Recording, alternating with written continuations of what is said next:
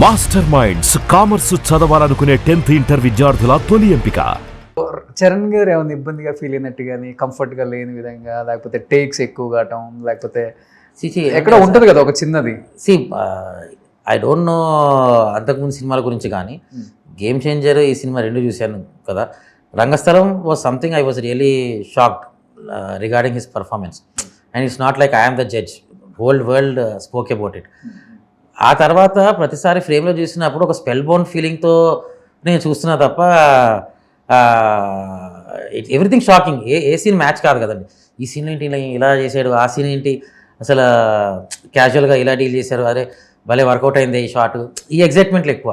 Okay okay రియల్గానే హనుమంతుడు కనిపిస్తారు. అసలు మామూలుగా ఉండదండి, మీరు సినిమా చూస్తారు కదా తెలుస్తుంది కదా విజువల్గా. ఎందుకంటే వాళ్ళ ఫాదర్ కూడా హనుమాన్ భక్తులు. సో యాజ్ ఇంకా చరణ్ ఈ సినిమా మొత్తంలో కూడా మీకు నియర్లీ ఒక 5-6 వెరైటీస్ ఆఫ్ హనుమంతులు బ్యాక్గ్రౌండ్లో కనిపిస్తూ ఉంటారు. ఒక్కొక్క ఊరికి సంబంధించిన ఒక హనుమంతుడు లాగా బ్యాక్గ్రౌండ్. ఇట్స్ లైక్ స్టోరీకి సంబంధం లేదు కానీ మీకు తెలుస్తుంటుంది, ప్రతి దగ్గర ఆంజనేయ స్వామి కనిపిస్తూనే ఉంటారు. కానీ ఎప్పుడైనా చరణ్ షేర్ చేసుకున్నారండి మీతో, వాళ్ళ ఇంట్లో దేవుడి గదిలో హనుమాన్ మీద సన్ రైజ్ అంటే ఎస్పెషల్లీ అదే రోజు వచ్చి అవి పడతాయి అంట, లేకపోతే రెగ్యులర్గా వచ్చి పడుతుందంట? అంత డీటెయిల్ ఇన్ఫర్మేషన్ లేదు, బట్ రేస్ అయితే పడతాయని తెలుసు. పర్టికులర్ రోజు అవన్నీ ఐడియా లేదు. I never check like that. అతను ఎంత బాగా నమ్ముతారు? వాళ్ళ ఫాదర్ నమ్మినట్లే ఉంటుందా హనుమంతుని నమ్మటం, లేకపోతే? ఆయన నాకు తెలిసి ఆయన ఛాన్స్ ఇస్తే 365 days మాలలో ఉంటారు. ఏదో సిచ్యువేషన్ తప్పక అప్పుడప్పుడు నాకు తెలిసి మాల తీయాల్సి వచ్చినప్పుడు తీస్తున్నారేమో, కానీ ఐ థింక్ అంతా డివోషన్ అయింది. చెప్పులు కూడా వేసుకోరు ఆయన. మాలలో ఉంటారు ఆయన 365 days మాలనే ఉంటారు. కాన్పర్ట్ సిచ్యువేషను, ఇప్పుడు మాల తీయాలో లేకపోతే ఏదన్నా వర్క్ వేరేది ఉందో ఎక్కడికైనా వెళ్ళాల్సి వస్తే తప్ప I think he prefers to be spiritual soul. మనం కొంతమంది సెలబ్రిటీస్ని చూస్తుంటాం కదా, వాళ్ళు యూజువల్గా కొంచెం నడిచేటప్పుడు ఇబ్బందిగా ఉంటుందని చెప్పులు వేసుకుంటారు. బట్ చరణ్ గారు అసలు వెరీ నో వే, వేసుకుంటే నిష్ఠగా వేసుకోవాలి, లేకపోతే లేదు ఆయన పాలసీ. అదొకటి బాగా అబ్జర్వ్ చేస్తాం అందరం కూడా. గ్రేట్ అది. ఇప్పుడు ఆల్మోస్ట్ ఇన్ని రకాల గదలు ఇవన్నీ నథింగ్ అండి. ఇంకా సినిమాలో కనిపిస్తాయి, ఎక్కువ రివీల్ చేయకూడదు అని చెప్పి మేము మెయిన్ వరకే పెట్టాం. ఇప్పుడు ఇది సినిమాలో వాడిందా అంటే? ఇది డమ్మీ, సినిమాలో వాడింది చరణ్ గారి దగ్గరే ఉంది. మొన్న గిఫ్ట్ ఇచ్చాం కదా ఆ క్రికెటర్. అవునవునవును, అది ఒరిజినల్ గిఫ్ట్ ఇచ్చింది. ఇప్పుడు ఇదేంటి రియల్ టైగర్? అన్ని ఫేక్ బట్ లుక్, అది లుక్ కోసం అంతే. సో ఇవి గంటలు ఇట్లా ఇవన్నీ అతనికి బ్యాక్గ్రౌండ్ ఒకటి ఉంటుందండి ఆ హీరో క్యారెక్టర్కి. ఆ బ్యాక్గ్రౌండ్ బేస్డ్ మీద వచ్చే డీటెయిల్స్ ఇవన్నీ. ఓకే. ఇప్పుడు ఒక్కొక్కరికి ఒక సెంటిమెంట్ ఉంటుంది. ఆ ట్రైబల్ ఇన్కార్నేషన్స్ అవ్వచ్చు, మన ఓమన్ రాసుకుంటాం బ్యాట్ మీద, స్టిక్కర్లు వేసుకుంటాం, ఆ కైండ్ ఆఫ్ అడాప్టేషన్ కోసం. సో ఇక్కడ శివలింగాలు వేశారు అండ్ కింద డ్రమ్, మిడిల్ డ్రమ్. అది శివలింగాలు కాదు, మోర్ ఆఫ్ ట్రైబల్ అవి టాటూ టైప్ ఫీలింగ్స్ అండి. ఓకే. దాంట్లో లైక్ బ్యాలెన్స్ ఆఫ్ లైఫ్ అనే ఒక మీనింగ్ వచ్చేలాగా. Okay okay. సో సెంటిమెంట్గా ఇవన్నీ ఎస్, మనం తాయెత్తులే కడుతుంటాం కదా, కట్టుకుంటాము, స్టిక్కర్లు అంటించుకుంటాము, రకరకాలు చేసుకుంటుంటాము. ఓకే. సో ఇవన్నీ కూడా ఆల్మోస్ట్ గేమ్లో పార్ట్ ఆఫ్. ఓకే. ఎన్ని ఇరిగిపోతాయండి హీరో కొడితే ఇవన్నీ? అబ్బో ఫైట్లో తెగరిగిపోయేది, ఫైట్లో తెగరిగిపోతూ ఉంటాయి సింగిల్. ఎందుకంటే మనం ఎక్కువ దెబ్బ కూడా తగలకుండా ప్లాన్ చేయాలి కదా. అవును, దాన్ని బట్టి.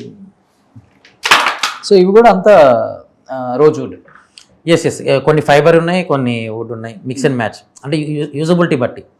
బ్యాక్గ్రౌండ్లో యూజ్ చేసేది ఫైబర్ వాడతాము, ఫోర్గ్రౌండ్లో యూజ్ చేసేది వుడ్ వాడతాము. So will change different materials. So పెద్ద సినిమాలో నాకు తెలిసి ఆర్ట్ డైరెక్షన్ కూడా చాలా ఇంపార్టెంట్ ఇప్పుడు ఇలాంటి సినిమాలకి ఎస్పెషల్లీ. బట్ మీరు చాలా కష్టపడి ఉంటారు ఒక్కొక్క సెట్ వేయటానికి. ప్రీవియస్గా నాకు తెలిసి దసరాలో రావణాసురావు సెట్ వేయటానికి చాలా కష్టపడ్డారని విన్నాను నేను. ఆల్మోస్ట్ ఆ సెట్ ఒక 60-70 లక్షలు అయిందని కూడా విన్నాను సార్. Is it right? అదేంటి చాలా పెద్ద స్టాచ్యూ అది. అది విజువల్గా మీరు చూస్తే almost it's like 6th floor building అంత హైట్. ఓకే. సో అంత పెద్ద స్టాచ్యూకి వెయిట్ ఎంత వస్తుంది, ఆ వెయిట్ నిలబెడాలంటే ఎంత పెద్ద స్ట్రక్చర్ సపోర్ట్ కావాల్సి వస్తుంది, ఇవన్నీ ఫ్యాక్టర్స్ వల్ల జరిగింది. అంటే ఇట్స్ టోటల్ సీక్వెన్స్ కాస్ట్, అది నాట్ ఓన్లీ రావణాసుర కాస్ట్ కాదు, సీక్వెన్స్ కాస్ట్ అది. ఇంకొకటి నాని మూవీలో శాంసంగ్ రాయా 8 కోట్లు అయింది. 8 కోట్లు సెట్కి. ఒక సెట్ కాదండి, ఓవరాల్ ఇఫ్ యూ సీ ఆ టెంపుల్ సెట్ ఒకటి ఉంటుంది. It was spread on nearly 8 acres ఎంతలో వేసాం. ఓకే. సో ఎడిటింగ్లో సినిమాలో ఆల్మోస్ట్ 50% ఆఫ్ సెట్ కూడా కనపడదు దాంట్లో. మీరు చూసేది only 50% of the set. Okay. Number of scenes cut అవ్వడం వలన అవన్నీ వెళ్ళిపోయినాయి. అదేంటంటే మొత్తం ఆ స్టోన్ ఫీల్ లాగా కాకుండా కలకత్తా బేస్డ్ అయ్యేసరికి మట్టి పిల్లర్స్ లాగా డీల్ చేయాల్సిన ఇది ఉంది. So we had to do it in the texture. Okay. So అందుకోసం దానికి అంత అయింది. అండ్ ఆల్మోస్ట్ సెకండ్ హాఫ్ అంతా సినిమా దాంట్లోనే ఉంటుంది కదా. బట్ ఇంకా ఎస్పెషల్లీ ఇలాంటి స్టార్ మూవీస్ అంటే స్టార్ హీరోస్ సినిమాలు అంటే కొంచెం జాగ్రత్త ఎక్కువ తీసుకోవాలి. ఎక్కువ పీపుల్లోకి వెళ్ళి చేయలేరు వీళ్ళు. న్యాచురల్గా చేయటం చాలా కష్టం. ఉన్న దాంట్లోనే న్యాచురల్గా చూపించాలి. బట్ సెట్లు చాలా ఇంపార్టెంట్ కాబట్టి ఇది స్టోరీ బ్యాక్డ్రాప్లో నడిచే దాంతో పాటు సెట్లతో కూడా చాలా ఇంపార్టెంట్ కదా. సో ఎంత పెద్ద సెట్లు వేశారు, ఎన్ని సెట్లు వేశారు? ఆల్మోస్ట్ నేను సెట్లకే 100 కోట్లు అయిందని విన్నాను. 100? నో అండి. 100 కోట్లు అంటే then what is the movie ratio? No it's not like that. It's అలా నంబర్ డిఫైన్ చేయలేం కానీ 100 కోట్లు కాదు. I think 10% or 20% of what might have happened. అంత 100 కోట్లు సెట్ ఖర్చు పెట్టేస్తే సినిమా ఏముంది? I think it's VFX film లాగా అయిపోతుంది. సో 24 సెట్స్ దాకా వేసాం. 24 సెట్లు. యా.